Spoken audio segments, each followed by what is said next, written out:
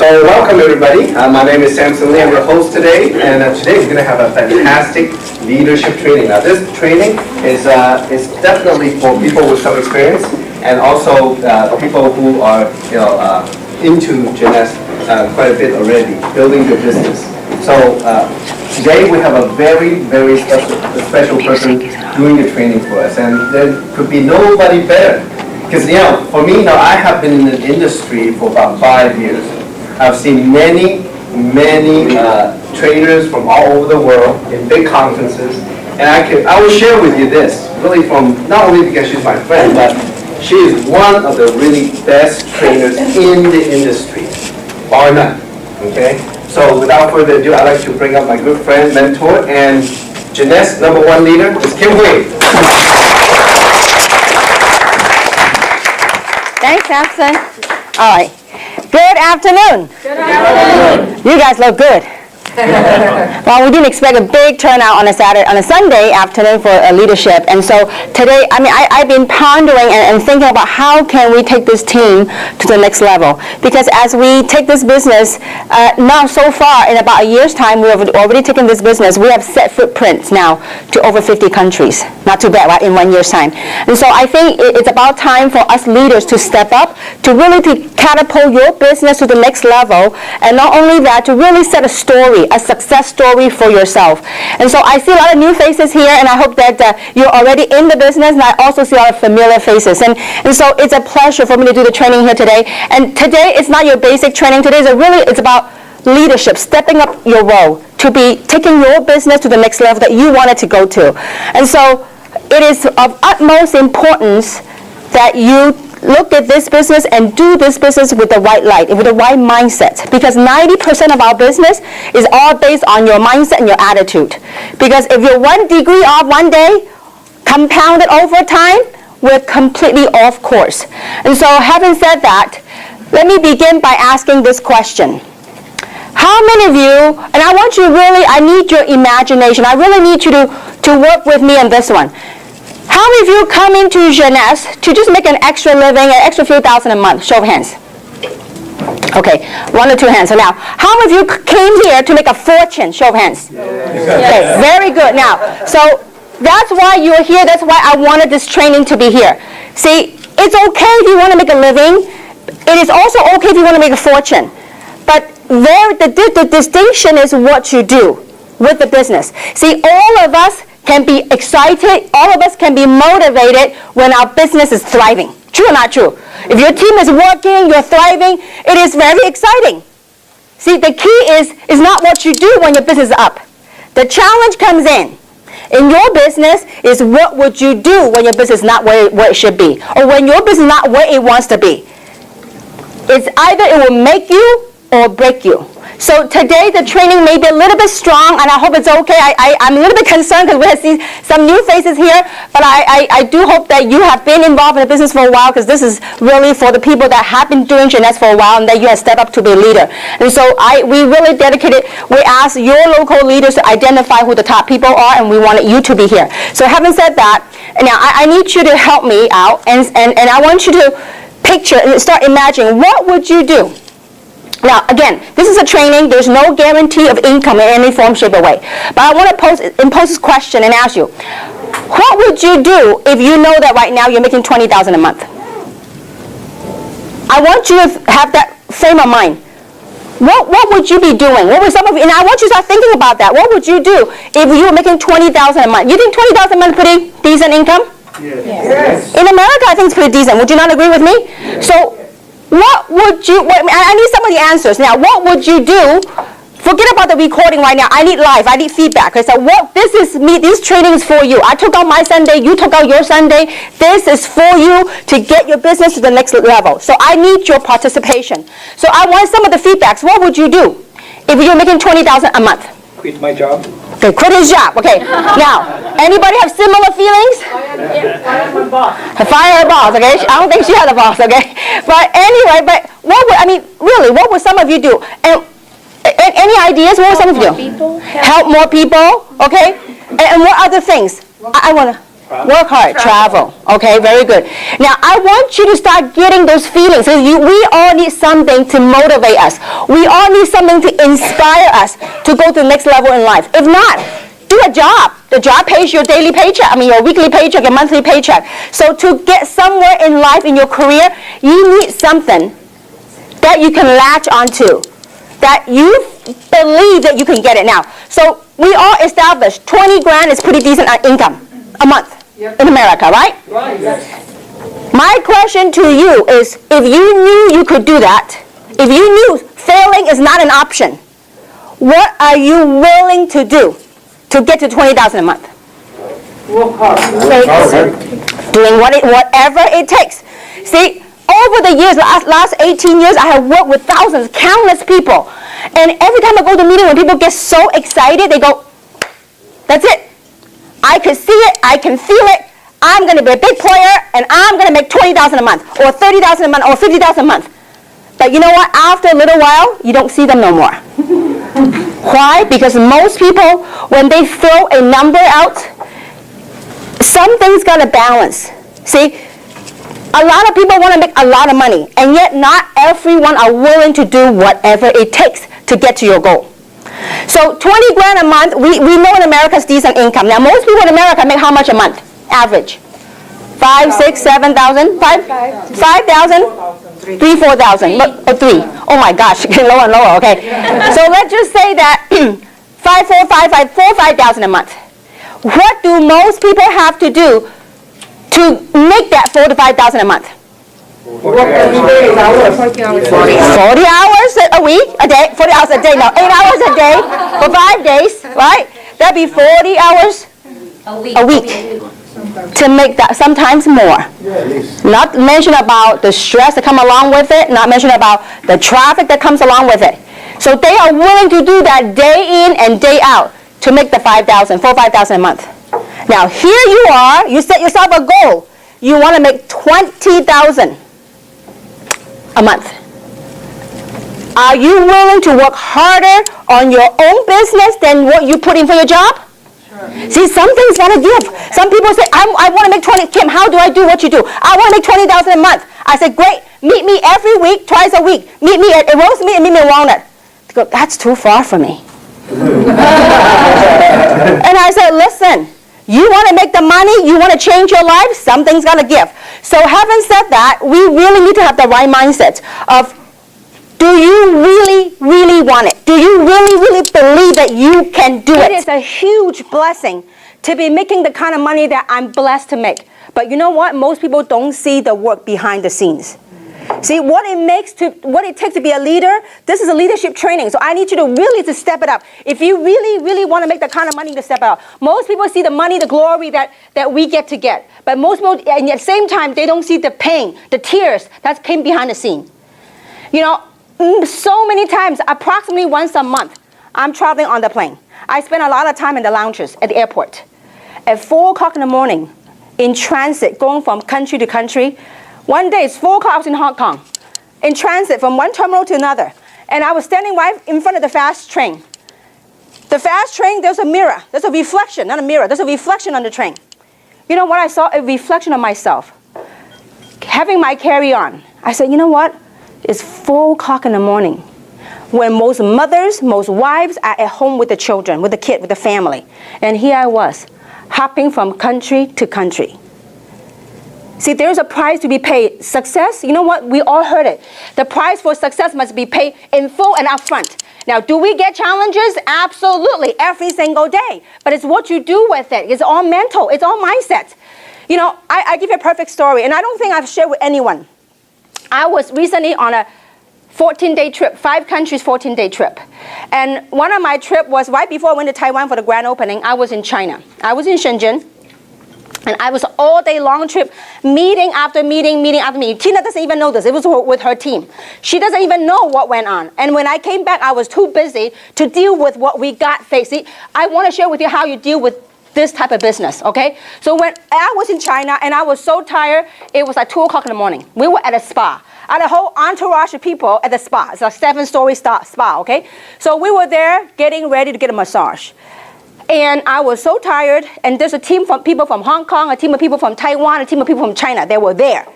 And so the team of people from Hong Kong said, Kim, you know what? We just had the event in Hong Kong. We'd like to sit down with you. We'd like to strategize. We'd like to discuss what went on and how we can improve it, how we can do better.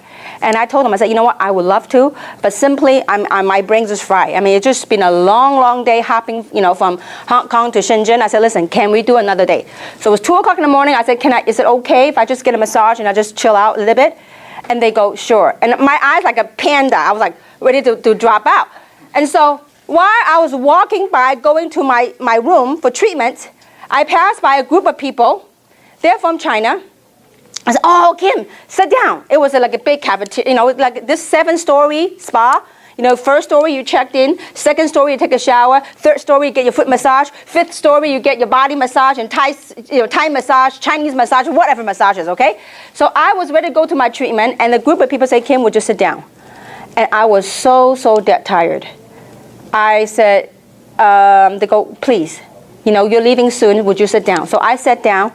So in the midst of me falling asleep, dozing off, something happened during the meeting amongst the people in the meeting. Guess what happened? They started pounding on the table. I go, this is a spa. And they start pounding the table and fighting start going on.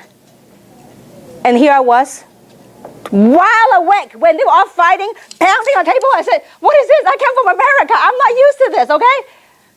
And I was wide awake. I ended up spending time with them from pounding, fighting, until everybody hugging and laughing. It took until 4 o'clock in the morning. Then the people from Hong Kong, they come look for me.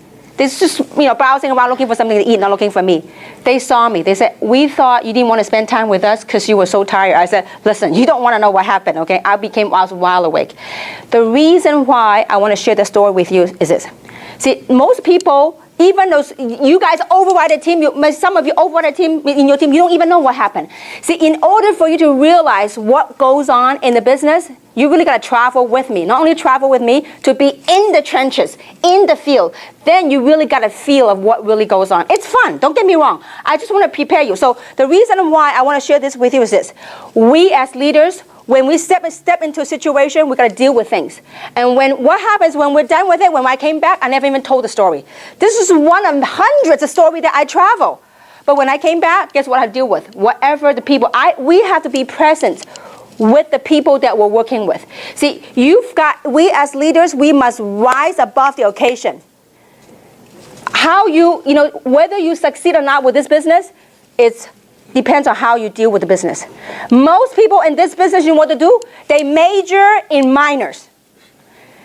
They may put all their attention on the minor stuff. Minor stuff, challenges, do we have it? You think Coca-Cola, IBM, Apple, do you think they have issues? Yes. Every day. But it's how we deal with it. So what are we supposed to do? We are leaders. What are we supposed to do? We must get good at mastering the basics, okay? So besides having the right attitude, now this has come on maybe quite strong to some of you, but this is very important. You as a leader, first, you gotta have that belief. Do you really believe you could do it? If you believe you could do it, look, listen, we have dug gold from it. You have no idea last week when I heard Tina, when I heard Winnie, Samson, when they're making the money, you have no idea how good I felt. It's that joy. I mean, people say, Kim, you're making so much money. Why are you working so hard? Because I want to see the people that join me, that work hard with me, when they make the kind of money I do, I say, you know what? Then I can retire. Because most people, and I could tell you one thing, with this team, you will, I don't care what company you go into, in the industry of direct selling, you can go to any company. I challenge you. You can go to any company. You will never, ever find the leaders that we have in this team that care so much, that dedicate so much of their time and their love.